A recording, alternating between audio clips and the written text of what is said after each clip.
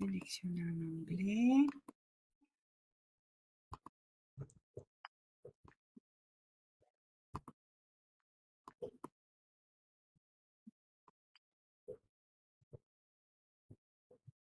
Ouais, c'est bon, là, on est sur bilan préopératoire. Ok, d'accord. Je me remets en mode diaporama. Et si c'est le mode diaporama qui fait que ça ne passe pas, redites-le moi et puis voilà. Donc, la fuite de la valve AV et la fonction du ventricule qui deviendra le ventricule systémique sont les essentiels. On va suivre les situations préopératoires pour avoir une idée de l'équilibre QPQS. Les anomalies neurologiques, malheureusement, on va les constater. Je connais pas d'équipe qui fasse des bilans neurologiques approfondis du genre IRM et autres en préopératoire, mais bon, sachez qu'il y en a un grand pourcentage qui en ont déjà des anomalies préopératoires. Vous voyez, 25% dans un papier de 2006, donc voilà, et c'est encore plus en post-op. Et on va maintenant se focaliser sur la surcharge volémique du ventricule unique à différents stages de la réparation. Donc, euh, alors ça, c'est le ventricule unique avant qu'on y touche, donc avec son atrésia aortique et là, le petit VG avec une mitraille électrique. Et donc, il est évident qu'à ce stage, le ventricule droit, qui deviendra le ventricule systémique, assure le débit pulmonaire via l'artère pulmonaire, mais aussi le débit systémique via le canal artériel, qui va assurer euh, le débit systémique et pulmonaire en même temps. Alors, suite à la réparation, donc là, c'est le damus, le unique ventricule va devenir ventricule systémique. L'unique valve existante va devenir la valve AV systémique. Désolé de Euh, déranger, mais ça marche pas. Pardon? Non.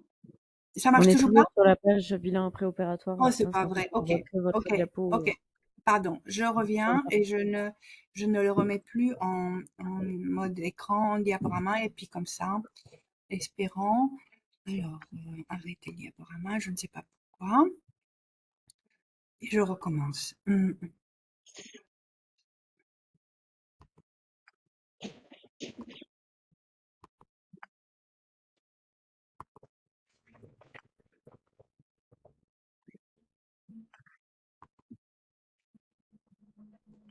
Là, c'est bon? Et là, on voit vos images. On voit, voilà. Donc, c'est l'étude dont j'ai parlé avec les IRM montrant des anomalies pré-op. Est-ce que là, c'est bon? Oui. Oui. Ok, donc on va rester comme ça, je le mets plus en mode diaporama. Donc ça, c'est la phase préopératoire. Le ventricule unique, ventricule droit, la valve unique AV, et qui deviendra donc ventricule systémique, valve AV systémique, et le damus. Donc on relie ces deux vaisseaux, la petite aorte existante, on la recoue à l'artère pulmonaire, au tronc de l'artère pulmonaire, et on va en construire une néo-aorte. Et puis du coup, bah, vous voyez, il y a plus de artère pulmonaire. De toute façon, on va du long de cette première prise en charge initiale des ventricules uniques privilégier le débit et la circulation systémique. Et puis, la seule façon de rétablir une circulation pulmonaire, c'est soit de faire une anastomose de Blalock, soit de mettre un tube VU-AP dans la modification de Sanon. Mais en tout cas, que ça soit en pré-op ou en post-op de cette première phase de prise en charge, le ventricule unique sera en surcharge volémique. Là, il assure et il assure le débit pulmonaire via les veines pulmonaires qui se versent dans le ventricule unique qui va alimenter l'oreillette unique qui va alimenter le ventricule unique et le débit systémique qui reçoit via les deux veines caves qui se versent dans l'oreillette unique et dans le ventricule unique. Donc, on n'a pas franchement modifié la situation préopératoire où l'enfant était en insuffisance cardiaque par surcharge volémique, puisqu'en post-opératoire, il sera toujours en insuffisance cardiaque en surcharge volémique. On a juste stabilisé une situation, notamment on a supprimé sa ductodépendance puisqu'on sait que le canal artériel va se fermer et on a remplacé ça par un tube de Blalock ou par un tube de Sano, comme on verra sur une autre diapo. Mais là, il pourra pas rester très longtemps comme ça parce que très vite, il aura des signes d'insuffisance cardiaque mal tolérés. D'ailleurs, un patient comme ça sort sous diurétique s'il sort à la maison. Et il y en a beaucoup qui ne sortent pas, qui restent à l'hôpital et en attendant la deuxième phase de la réparation. Est-ce que là, la diapo est passée? Oui? Oui. Ok, parfait, merci. Donc, à la deuxième phase de la réparation, cette anastomose de Blalock sera supprimée et la circulation pulmonaire sera alimentée par la veine cave supérieure uniquement. La veine cave inférieure continue à alimenter l'oreillette unique et le ventricule unique. Donc, le débit qu'il va assurer, donc ça s'appelle la dérivation cavo-pulmonaire partielle ou l'intervention de Glenn. À ce stade, ce ventricule unique va assurer, on ne sait pas bien combien de débit. Pourquoi je dis ça? Il reçoit le débit pulmonaire via les veines pulmonaires en entier, et puis il reçoit une partie du débit systémique via la veine cave inférieure. Alors, lorsqu'on fait cette intervention, l'enfant ne marche pas encore. Donc, le débit via la veine cave inférieure n'est pas très important. Et au fur et à mesure qu'il grandit, et surtout au moment où il se met à marcher, ce débit va beaucoup augmenter. Eh bien, à partir du moment où il marche, il va falloir passer à la phase suivante, c'est-à-dire compléter la cavo-pulmonaire. En tout cas, à ce stade, on dit c'est une réparation à un ventricule et demi. On ne sait pas exactement quel est le débit qu'il assure et qu'il reçoit à ce ventricule unique. La formule est ingérable, donc du coup, on dit c'est une réparation à un ventricule et demi. Et vous verrez, il y a pas mal de VU qui peuvent rester à ce stade si ils n'ont pas des grosses anomalies intracardiaques. Et puis après, lorsque, en l'occurrence, il s'agit d'un vrai ventricule hypo-VG, un vrai ventricule unique de type droit, à l'âge de la marche, on va compléter cette cavo-pulmonaire partielle en mettant y compris la veine cave inférieure sur les artères pulmonaires. Donc à partir de là, l'oreillette unique et le ventricule unique ne reçoivent plus que le retour veineux pulmonaire, donc ils ne reçoivent plus qu'un débit pulmonaire, pardon, pas systémique, un QP. Et donc du coup, à partir de là, le QP et le QS sont identiques et le ventricule unique n'est plus en surcharge volémique. Déjà là, quand on fait ce Glenn, la cavo-pulmonaire partielle, le ventricule unique, il est un peu soulagé parce qu'il ne reçoit plus les deux circulations, les deux débits. Là, il est parfaitement soulagé et là, normalement, c'est une situation stable avec laquelle l'enfant pourra vivre et grandir en attendant de devenir adulte. Donc, maintenant, si on se tient un peu aux formules et aux saturations que déterminent les cathétériseurs, ça, c'est la situation normale. Le rapport QPQS est défini donc par cette formule. Alors, dans un cœur normal, la saturation de veine pulmonaire et la saturation dans l'aorte sont identiques à 100%. La saturation dans la paix et la saturation veineuse en oxygène sont identiques environ 70%. La différence est de 30. Et donc, le QP égale QS. Et donc, le rapport est à 1.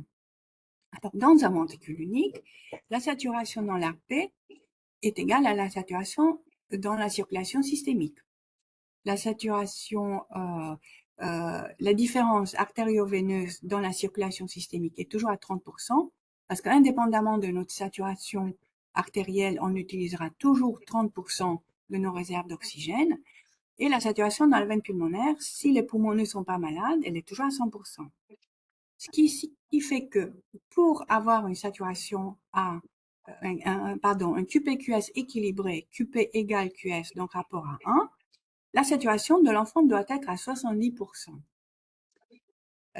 Pour avoir, si la saturation de l'enfant est à 80%, nous sommes à un QPQS à 1,5. Si elle est à 85, nous sommes à un QPQS à 2. Donc là, on commence à être, à partir de là, on commence à être en surcharge un hyperdébit pulmonaire. Vous voyez, à 90%, 92,5%, QPQS 3 et 4. Je vous fais aussi remarquer une chose. Passer de 90 à 92,5, qui est pour l'enfant, qui n'a aucun intérêt pour l'enfant, vous fait payer énormément puisque le QS augmente de 1. Donc, du coup, le ventricule unique est encore beaucoup plus surchargé pour un bénéfice qui est infime. Donc, pourquoi j'ai mis ça en bleu? Parce que ça, ce sont les situations acceptables d'un ventricule unique pré- et post-op. Parce que, comme je vous ai dit, on n'a pas changé la situation post-op après le premier temps.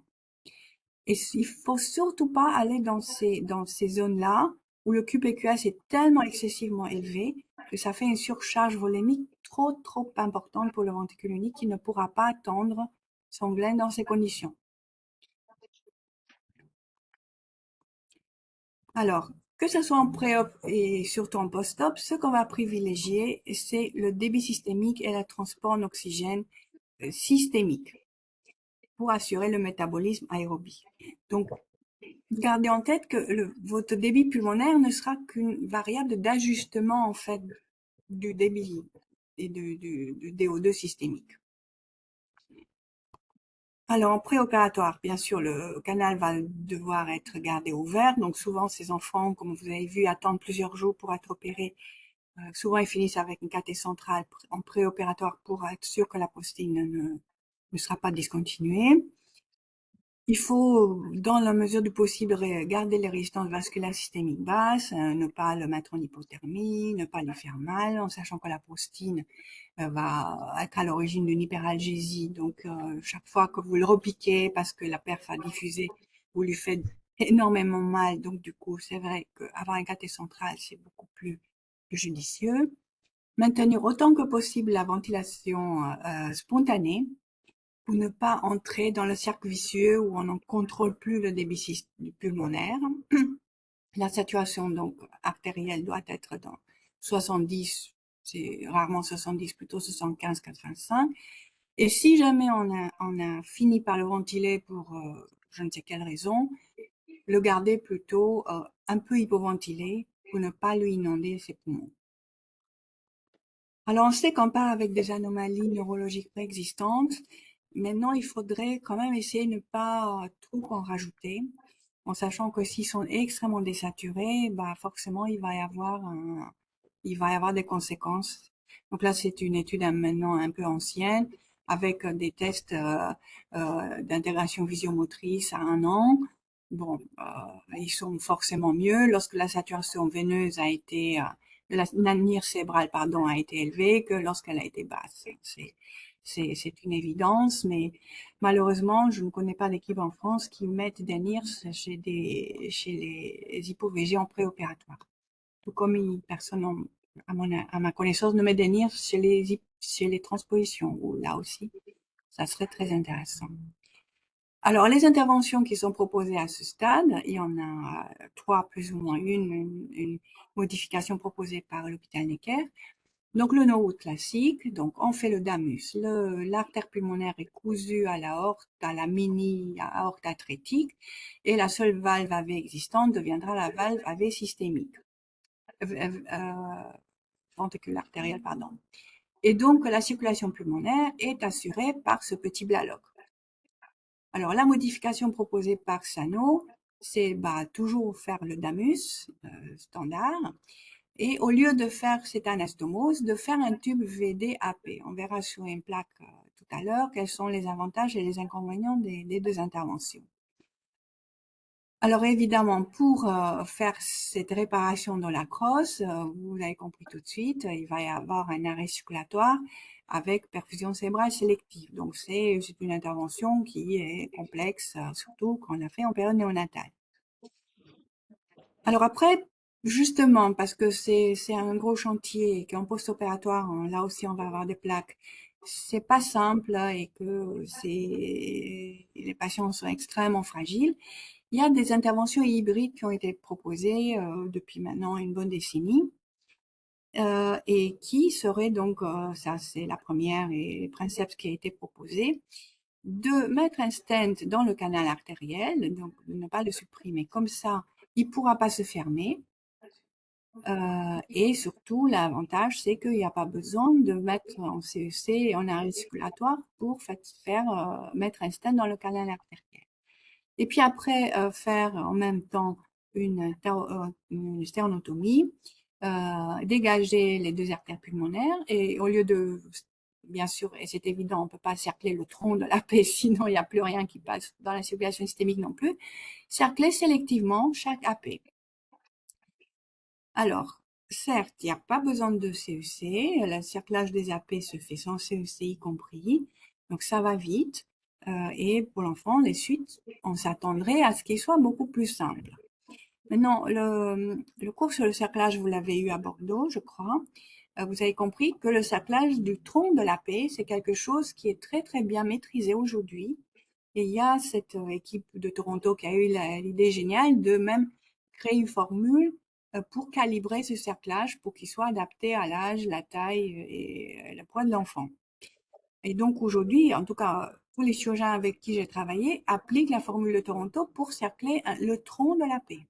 Personne ne sait comment, enfin, personne ne sait, pour l'instant, on n'a pas de formule de calcul du cerclage des branches de l'artère pulmonaire. Et donc, je trouve personnellement que c'est la grosse difficulté. Mettre un stent dans le canal tout cathétériseur, digne de ce nom, c'est le faire. Mais le cerclage des AP, c'est le point fragile de l'intervention. Alors, je vous raconte mon expérience en équerre parce que c'est surtout là que j'ai vu ces interventions hybrides. Au départ, le cerclage n'était pas très serré parce que bah, l'enfant va grandir et puis s'ils sont d'emblée trop serrés, bah, ça va tellement se serrer que... Voilà. Donc on le laissait un peu lâche en se disant qu'au fur et à mesure que l'enfant grandit, surtout pendant le premier mois de vie, les résistances vasculaires pulmonaires sont normalement un peu élevées, donc ça protège aussi un peu l'enfant. Et puis à la fin du premier mois, bah, l'enfant aura déjà grandi un peu et le cerclage va se serrer, entre guillemets, tout seul, puisque les artères pulmonaires auront grandi. Donc, on les laissait un peu lâches. Et puis, on n'en sortait pas de l'hyperdermie pulmonaire. Très, très difficile à gérer, l'hyperdermie pulmonaire. Et ce qui fait que, bah, en fait, on n'arrivait pas à les sortir de la réanimation. Et, bah, ils restaient pratiquement jusqu'au deuxième temps, qui était un peu emmerdant. Ou alors, on les sortait et puis on les récupérait en catastrophe. Et bon, c'était le problème. Du coup, les chirurgiens ont serré plus fort. Et là, c'était fantastique. Parfait, parfait en post-opératoire, sorti à H48 de la réanimation en unité. Et même sorti à domicile. Sauf que il y en a où on a perdu une artère pulmonaire et ou alors où on a fini avec un blaloc parce que on a presque bouché, sténosé complètement l'artère pulmonaire. Donc, je ne sais pas où ils en sont en ce moment, mais voilà, c'est le point critique de cette intervention. On n'a pas encore la formule pour cercler les branches de l'artère pulmonaire. Et puis après, il y a une modification de cette intervention proposée par Necker, parce que, bah, puisque de toute façon, il faut faire la sternotomie, bah alors pourquoi se compliquer d'une intervention au cathétérisme? Ben, pourquoi ne pas tout simplement remplacer le, le canal artériel par un patch de péricarde, créer un néocanal artériel de patch. Bon, évidemment, ça nécessite quand même une petite CEC, mais voilà, c'était ce qu'on avait fini de faire en 2018 quand je suis partie. Et je vais vous montrer une plaque par la suite pour le devenir de ces patients. Alors voilà pourquoi on part dans le premier temps de réparation de l'hypo-VG. Alors l'anesthésie, bon l'objectif de la saturation 75-85, ça je vais pas arrêter de le répéter. Donc on va ajuster notre FiO2, la ventilation, on va veiller que la température de l'enfant soit bonne. La porcine est très très très vasodilatatrice et tous les drogues d'anesthésie sont vasodilatateurs. Du coup, c'est vrai que si on donne une bonne dose de midazolam à l'induction, c'est vrai qu'on va se trouver en hypotension très vite. Et la technique qu'on avait adoptée à Necker, c'est de donner très peu de midazolam ou d'un autre barbiturique et donner surtout une très très grosse, compensée par une plus grosse dose de morphinique qui assure une meilleure stabilité hémodynamique. Et puis bien sûr le curare pour intuber. Alors si on faisait le no-root, il fallait donc le no-root comporte une anastomose blaloc et aussi il comporte surtout la reconstruction de l'arche aortique et donc un arrêt circulatoire en hypothermie avec perfusion cérébrale sélective. Bah, il fallait faire mettre un cathé en artère radiale ou brachiale à droite pour pouvoir monitorer les pressions de perfusion cérébrale durant l'arrêt circulatoire. Alors, il faut se rappeler que c'est un candidat à la cavo-pulmonaire totale. Et donc, du coup, bah, il faut à tout prix préserver le système CAF-SUP. Et à Necker, on avait plutôt tendance à mettre tous les cathéters en fémoral parce que c'est moins grave si on fait une thrombose fémorale que si on fait une thrombose dans le système CAF-SUP. Alors, à Marie-Lalonde, j'étais un peu choquée au départ, mais finalement, je vois que même en les mettant tout ça en système CAF-SUP, bah, comme on les garde peu de temps, bah, il n'y a pas beaucoup de plus de thrombose CAF-SUP. Alors la CEC, ben, c'est un CEC surtout en hypothermie si on fait ces deux interventions. Si c'est juste le petit hybride remplacement du canal par un patch sur la technique de Necker, bah, c'est une CEC normale, normothermique. Et puis voilà, on a fini donc notre CEC et là on se trouve à la fin de l'intervention où le patient est réchauffé et l'anastomose est déclenchée par le chirurgien afin de se séparer euh, de la CEC. Et donc là c'est une plaque que j'ai volée à Philippe Montréal qui faisait ce cours dans le temps. Et donc, lui, il était très, très carré, il aimait bien les choses schématiques. Je trouve que dans ce cas de figure, c'est bien d'avoir des repères. Donc, lui, il disait que l'amplitude du shunt via euh, le Blalock pouvait être devinée par l'anesthésiste par la chute de la pression diastolique au moment de déclampage. Et aussi, cette chute de tension était un reflet des résistances vasculaires pulmonaires de l'enfant qui, forcément, en post-CEC, sont un peu plus élevées. Donc, si la pression artérielle diastolique ne chutait pratiquement pas, bah, c'est que l'anastomose ne débitait pas. Ou alors que la résistance vasculaire pulmonaire était tellement élevée que vous avez fait forcément quelque chose qui allait pas, il n'était pas bien ventilé ou quoi. Donc, à ce moment-là, il préconisait plutôt augmenter beaucoup la FiO2, la mettre en 100% et de ventiler plutôt fort pour se mettre en norme, voire hypocapnie.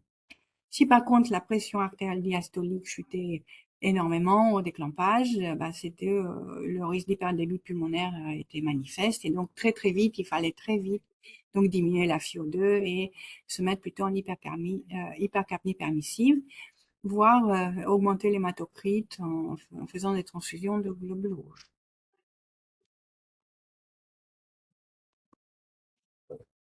Alors après, ce qu'on regarde aussi, bah, c'est la saturation veineuse et ça, c'est facile. Et là encore, un tableau assez synthétique.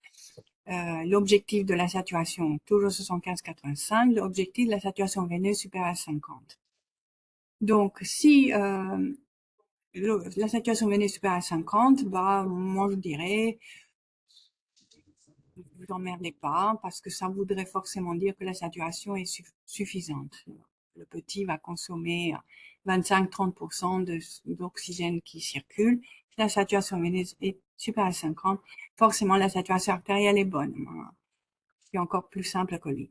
Si la saturation veineuse est inférieure à 50 et que la saturation artérielle est inférieure à 75, vous êtes en hypodébit, du coup, il faut diminuer la résistance vasculaire pulmonaire pour le réoxygéner un peu et augmenter la DO2. Et si vous êtes avec une saturation artérielle supérieure à 85%, ça voudrait dire que vous êtes en hyperdébit pulmonaire, donc il faut diminuer les résistances vasculaires systémiques et augmenter la DO2, bien sûr. Alors, comment on augmente la DO2 systémique, parce que c'est ça qui nous intéresse, c'est en faisant une vasodilatation systémique. Alors là, c'est encore une fois très schématique, mais en pratique, vous n'allez pas non plus vasoplégier le patient. Donc, ceux qui venaient en stage chez nous, vous allez voir, à Marina Long, on est très, très restrictif avec les catécholamines. Il y a beaucoup d'interventions complexes, néonatales, comme le switch qu'on fait sans mettre une goutte d'adrénaline, ce qui n'est pas le cas dans tous les centres. Alors là, ici, il est hors de question. C'est, voilà, ils sortent avec leur petit fond d'adrénaline, même s'ils vont très bien. Et pourquoi on veut pas non plus trop les vasodilater? Il y a une anastomose. Et l'anastomose, dès que vous avez une chute de pression, ne débitera plus, donc il y a le risque de thrombose immédiate de l'anastomose. Donc là, certes, la vasodilatation systémique est un bon principe, mais il faut surtout pas que le patient se trouve en hypotension, sinon son bladder va se boucher. Donc, vasodilatation systémique, je dirais avec précaution. Un bon hématocrite pour augmenter sa DO2 et très souvent des inotropes. Il est à risque très élevé d'insuffisance cardiaque par surcharge volémique. La surveillance du lactate, bien sûr. Le NIR somatique, là aussi je vais remettre la même plaque que vous avez déjà vue avec la NIR cérébrale et somatique et la différence somato-rénale, cérébro-rénale. Hémostase rigoureuse, là ça va de soi, c'est déjà tellement compliqué et complexe à réanimer, si en plus ça saigne, vous n'allez pas vous en sortir. Alors qu'est-ce qu'on va regarder en post-op? La saturation, certes, mais regardez, la saturation n'est pas toute seule un estimateur suffisant de la DO2 et de l'équilibre QPQS. Là, c'est un travail qui est maintenant très ancien, mais qui, à mon avis, est toujours d'actualité, qui fait des simulations à partir de données, bien sûr, réelles, mais des simulations pour les valeurs extrêmes qu'on ne voit pas dans la réalité. Donc là, c'est le QPQS inférieur à un QPQS supérieur à 1. Là, c'est une simulation pour un débit systémique élevé. Là, c'est une simulation pour un débit systémique un peu plus bas. Et vous voyez que pour le même chiffre de saturation artérielle en oxygène, donc 70%, vous pouvez avoir une délivrance d'oxygène qui est excellente, comme une délivrance d'oxygène qui est minable. Donc la saturation toute seule ne suffira pas. Est-ce que la SVO2? La SVO2 est déjà un meilleur estimateur de la DO2, et c'est pour ça qu'encore une fois, de façon caricaturale, je vous ai dit, si la SVO2 est bonne, à la limite, vous en fichez presque de la saturation artérielle. Vous voyez, cette relation est presque linéaire, là. Et effectivement, il y a des auteurs qui ont trouvé que le seuil de la SVO2 supérieur à 50% est un très bon garder la SVO2 supérieure à 50% est un très bon objectif pour ne pas se trouver en anaérobiose. Et ça, c'était comparé donc au base excess et à la vitesse d'augmentation du base excess. Alors, il y a un index que personne n'utilise, je ne sais pas pourquoi, mais qui pourrait être très utile en post-op de ces interventions très complexes. C'est le Oxygen Excess Factor, qui, si vous regardez bien, en fait, c'est l'inverse de la consommation d'oxygène. C'est tout simplement, la formule a été inversée. Mais le grand avantage, c'est que la relation entre cet index et l'oxygène délivré en systémique est pratiquement linéaire. Et donc, en fait, si on se fie à cet index, il devrait être supérieur à 2,5 et le plus haut possible. Et si on est supérieur à 2,5, là, on serait bien.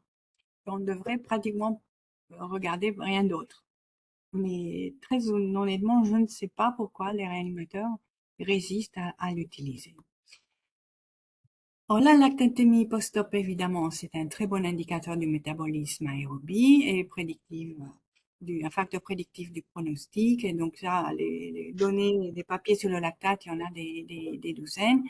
La vitesse d'augmentation de lactate aussi est un très bon facteur prédictif. Le gradient somatocérébral de la NIRS, donc la NIRS cérébrale et la NIRS somatique, c'est la même chose. C'est un excellent indicateur du moment où ça switch et que le patient passe en hypodébit systémique.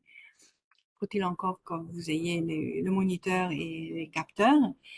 Donc là encore, j'ouvre une parenthèse. Nous, on les monitore tous en péropératoire, donc ils sortent en réanimation avec leur capteur de NIRS. Donc c'est vrai, en théorie, on pourrait très facilement continuer le monitoring, et juste simplement mettre un des capteurs sur le rein et continuer. Il faudrait le faire. Mais c'est vraiment un éclair où on le faisait un peu plus. C'est vrai que c'est impressionnant, la brutalité et la brutalité, la vitesse à laquelle la NIRS change très vite, et donc c'est un excellent indicateur très précoce. Alors, quelle est la taille de l'anastomose? J'ai entendu le professeur Belli vous parler de la taille de l'anastomose. Effectivement, bah, si vous mettez une grosse anastomose, ça va hyperdébiter. Si vous mettez une petite, ça va hypodébiter. Donc, la question qui se poserait en post-op, c'est est-ce que le chirurgien n'a pas mis une anastomose trop grande? Et donc là encore, ce sont des simulations qui montrent bien que le point d'inflexion là entre ce qui nous intéresse, de la délivrance d'oxygène systémique, est bien là à 3,5. Donc, les chirurgiens ne mettent pas du 3 parce que le 3 suffirait en période néonatale dans les premières semaines de vie, mais l'enfant doit grandir. Il doit arriver à 3 mois pour avoir sa cavo-pulmonaire partielle, et donc du coup, bah, à 3 mois, le 3 ne suffira sûrement plus. Du coup, ils mettent des 3,5 en sachant pertinemment qu'au début, l'enfant va être en hyperdébit. Mais en même temps, au début, l'enfant aura encore les résistances vasculaires pulmonaires un tout petit peu élevées qui vont encore un tout petit peu le protéger pendant le premier mois de vie. Après, il sera moins protégé, mais il aura un tout petit peu grandi. Donc aussi, mettre des 3, il faudrait reprendre l'enfant dans les semaines qui suivent pour lui changer son anastomose. Donc tout le monde est d'accord pour un 3,5.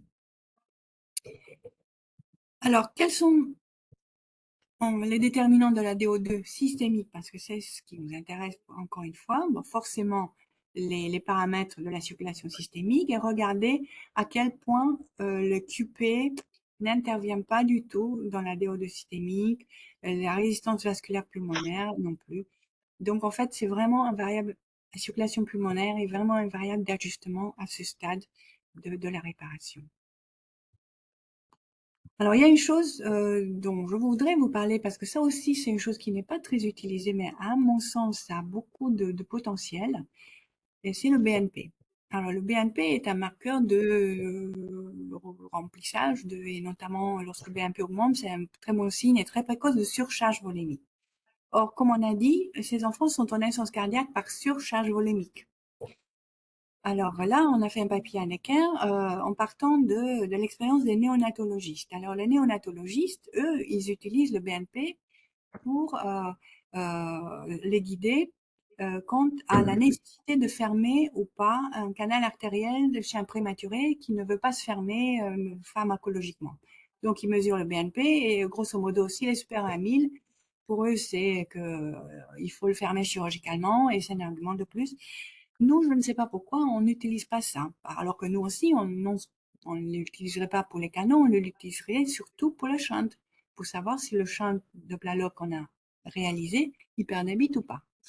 Et donc là, je vous raconte, bon, là, c'est un papier qui a finalement conclu que le seuil de BNP pour, estimer un hyperdébit pulmonaire était presque à 1000 comme font les néonatologistes. Donc un ratio QPQA supérieur à 2. Mais regardez cette plaque. Là, c'est un VU qui n'est pas un hypo-VG, qui est une atrésie tricuspide, qui était au départ dite avec un sténose subpulmonaire. Et donc, les cardios nous ont dit il faut lui faire un anastomose de Blalock. Bon, on a fait le Blalock, là, à ce moment-là, et regardez, le BNP a tout de suite explosé. Alors après, un autre cardiologue a dit, mais oui, mais c'est parce que la CIA n'est pas assez large, fais-lui un Rashkin, ça va baisser. Bon, on y a fait le Rashkin, ça n'a pas beaucoup changé. Et puis après, voyez, on est déjà à J9 post-op. Après un troisième cardiologue est passé, il a dit mais oui, mais idiot, vous avez laissé le canal ouvert. Donc il a un double shunt. Ok, on a lié le canal. Le BNP n'était toujours pas revenu là, il est toujours super 1000. Puis on a dit oui, mais il faut qu'il sorte quand même. Il est sorti. Il a ramé quelques jours en salle et puis on a fini par le récupérer, un peu moins bien. Et là, on a dit bon bah on s'est trompé, il n'y a pas de sténose sous-pulmonaire, c'était juste un gradient de débit. Et puis on lui a fermé le Blaloc, on l'a embolisé. Et puis là, le BMP est revenu à la normale. Bon, c'est pas pour critiquer qui que ce soit, mais regardez la vitesse à laquelle le BNP augmente et diminue selon les gestes qu'on a fait. Alors que la saturation, qui c'est qui aurait pu dire quoi que ce soit en jugeant simplement sur les saturations? Voilà. Donc, je vous encourage à utiliser le BNP. Ces enfants, même s'ils naissent avec un seul ventricule fonctionnel, ils ont quand même deux oreillettes, et même si on les a réunis en faisant l'atrocéptostomie, ils ont quand même deux oreillettes tissulairement parlant, donc ils vont avoir des BMP tout à fait comparables aux enfants qui naissent avec deux ventricules. Voilà, donc en somme, le QPQS ne sera rarement à 1, il sera plutôt à 1,5-2, donc la saturation, donc là je vais corriger. La saturation sera entre 75 et 85. Il faut privilégier la DO2 systémique. Il faut pas trop leur faire augmenter la consommation d'oxygène au départ lorsque la situation est fragile. Et puis, il faut se guider par des paramètres qui ont une variation plutôt linéaire avec le DO2. Et la saturation, vous avez vu, n'a pas une relation toute seule, ne suffira pas. Alors bon, ça se répète un peu, c'est encore les plaques de Philippe Moriat, donc le champ est large, il faut augmenter les résistances vasculaires pulmonaires et diminuer la résistance vasculaire systémique. Mais encore une fois, méfiez-vous de la vasoplégie parce que le shunt de Blalock va se boucher. Si le QPQS est insuffisant, ce sont les plaques que vous avez probablement déjà vues à Bordeaux. Il faut faire le contraire. Donc là, en l'occurrence, il faut hyperventiler le patient, faire un bolus d'héparine, l'endormir profondément et augmenter ses inotropes. Ça pour éviter que le Blalock se thrombose complètement. Alors, quant à l'ECMO, c'est très très compliqué d'assister ces patients-là. Néanmoins, des fois, quand le bas débit systémique persiste, il faut le faire. Toute la question, qu'est-ce qu'on fait du shunt? Lorsque c'est un sano, c'est beaucoup plus simple. Mais quand c'est un vrai Norwood, le shunt, personne ne sait vraiment ce qu'il faut faire. Il y a des chirurgiens qui clampent partiellement le shunt. Le problème, c'est que l'ECMO va inonder les poumons via le shunt de Blalock. Donc bon, la survie, quand on arrive là, est vraiment pas bonne.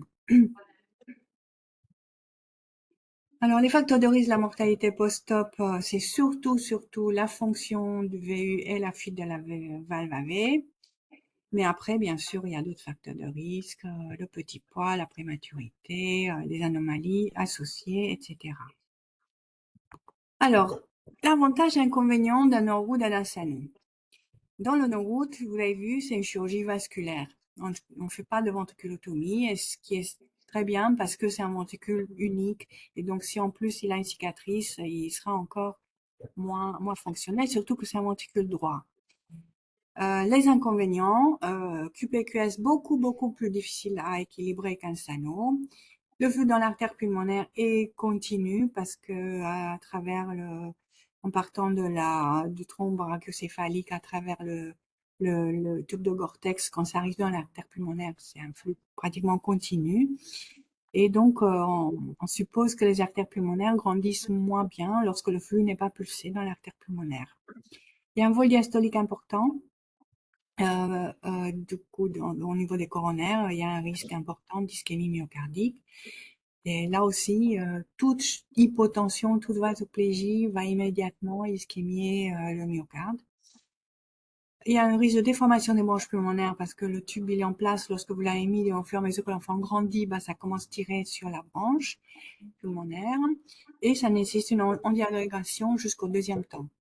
Alors que le SANO est franchement, probablement beaucoup plus facile à réanimer en post-op. Le flux est pulsé dans l'artère pulmonaire. Il n'y a pas de vol diastolique, donc les coronaires, donc il n'y a pas de ce risque d'ischémie myocardique et ne déforme pas les branches pulmonaires. Le gros souci, c'est que vous faites une cicatrice sur ce ventricule droit qui, qui va tenir moins longtemps que s'il n'y avait pas eu cette cicatrice. Bon, encore une plaque pour répéter un peu la même chose. Un très gros papier qui vous montre que certes, lorsque vous avez un Norwood, la survie immédiatement, ça c'est des mois après inclusion, immédiatement en post-op est moins bonne, donc il meurt plus en post-op immédiat. En fait, là, c'est, vous voyez, là, ça descend, cette descente vertigineuse, alors que le Sano, il survit un peu mieux en post-op, mais à distance. Donc là, il s'agit de 4 ans plus tard, ils sont au même point. Donc, on ne saura pas aujourd'hui dire quelle est la meilleure intervention. Donc là, c'est un papier qui maintenant est peut-être un peu ancien, mais qui détaille très bien la prise en charge anesthésique, parce que c'est ce qui nous intéresse lorsqu'on fait des hybrides. C'est un des premiers papiers qui est sorti, en tout cas en anesthésie sur l'hybride, et qui montre bien qu'il y a des instabilités à tout moment, qu'il y a des troubles du rythme, que finalement, même si pour les interventionnistes, pour les opérateurs, c'est plus rapide et plus simple, bah, pour l'anesthésiste, ce n'est pas forcément une partie de plaisir. Le post-op immédiat, bah, hybride versus Norwood, bah, finalement, c'est pas si stable. Les objectifs sont les mêmes. Les accélérations, c'est le seul indice qu'on a connu, validé, c'est que l'accélération sur les cerclages ne doit pas être supérieure à 4 mètres par seconde, sinon les cerclages sont vraiment très serrés. Donc pour l'évaluation post-op, c'est la seule chose que vous pouvez dire. Les cerclages sont probablement bien, mais votre nuit sera pas forcément plus calme. Là encore, un papier sur plusieurs paramètres monitorés en post-op. Donc là, le groupe Norwood est en pointillé, le groupe hybride est en ligne continue. Bon, vous voyez que c'est pas forcément plus simple en post-op, notamment en termes de DO2, vous voyez, les lignes se croisent rapidement. On dirait que le Norwood est même un peu mieux pendant les premières 24 heures que l'hybride, mais après, bon, ça croise et ça s'inverse. Donc là, c'est la publication de Necker avec leur nouvelle technique où ils remplacent le canal artériel par un petit tube fabriqué en Gore-Tex. Et vous voyez quand même que, donc là, c'était l'âge et le poids lorsqu'ils ont fait l'intervention. Et là, c'est ceux qui sont arrivés au deuxième stade, donc au Glen. Donc bon, c'est pas non plus 100%.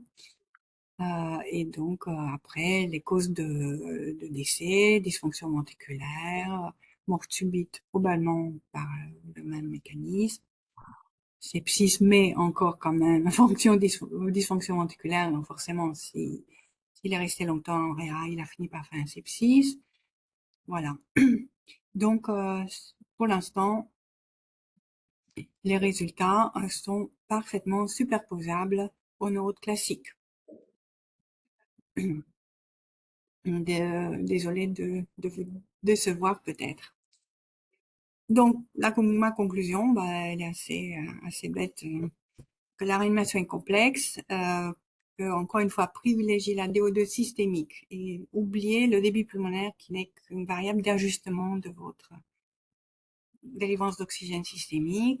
Le monitoring doit surtout pas se limiter à la saturation, il faut qu'il soit plus multimodal. Et voilà, en espérant que les nouvelles techniques hybrides s'améliorent. Et voilà, le problème de l'hybride est aussi, voilà, je sais pas si mes prédécesseurs l'ont dit, c'est que le damus, de toute façon, il va falloir le faire à un moment donné. Donc, certes, on le fait pas en périnatal, mais lorsqu'il aura son glen, le deuxième temps, bah, il faudra quand même faire le damus aussi en même temps. Donc, on fait que déplacer le problème.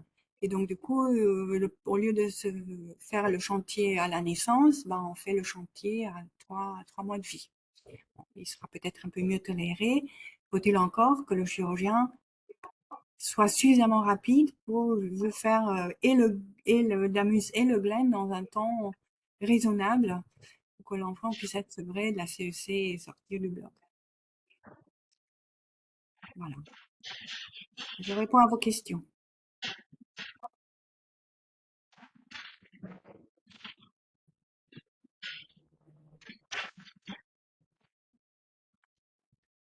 Alors, je vais arrêter le partage pour pouvoir voir et voir le chat.